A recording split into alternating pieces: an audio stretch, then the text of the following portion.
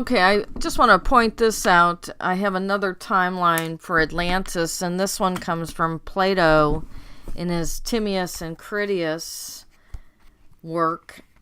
And as I find things, I like to point it out. Now, Plato lived before Diodorus Siculus, so several hundred years. So let's take a look in his Critias what he said.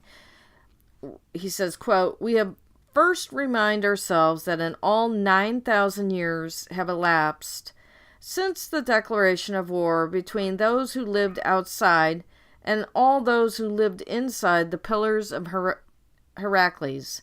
This is the war whose course I am to trace.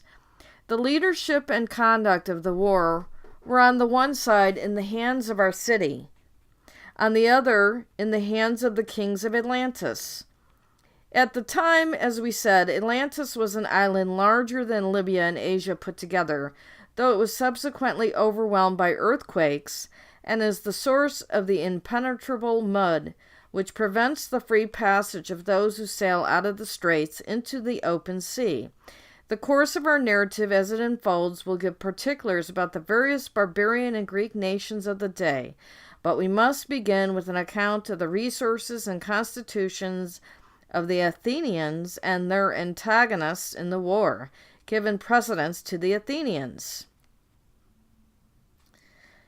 Okay, so he continues on in Critias, but here he says 9,000 years since the Atlanteans existed and went to war with the Athenians.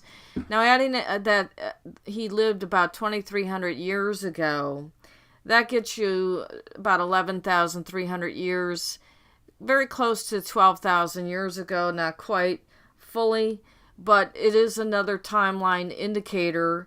And in my work before, I've showed you how Diodorus Siculus said it was anywhere between 10,000 to 23,000 years ago from the time of Alexander the Great, which places it in that 12,000 to 25,000 years ago. If you use Manetho's timeline for the pharaoh reigns, you will also get something in that range from anywhere from 15,000 to 19,000 or greater years ago as well.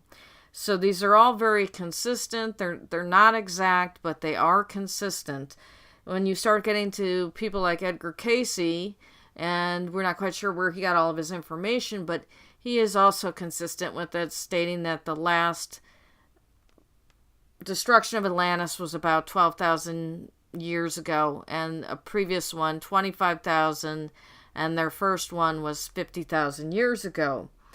Many people believe the great flood of the Bible and world mythologies is the final destruction of Atlantis.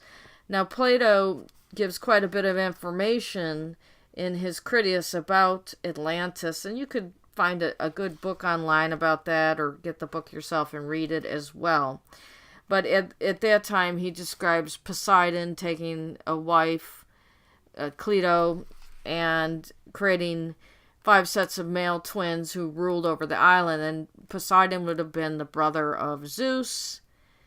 So there you have it right in the period of the Cronaids, which I've already said can be anywhere from 12,000 to 25,000 years ago.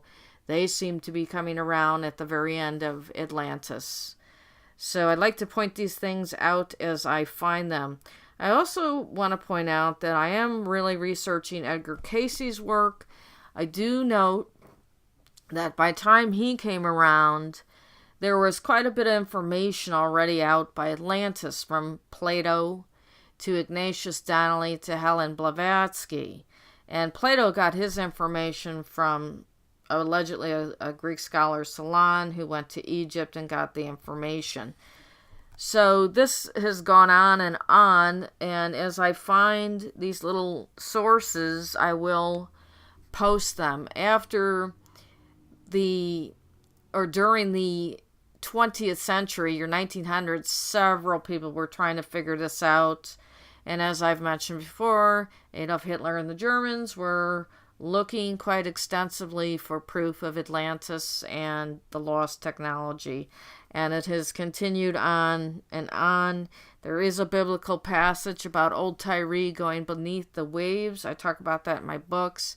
And Tyre as a city exists today, so it has to be a reference to Atlantis. And that is talked about in the Bible as well.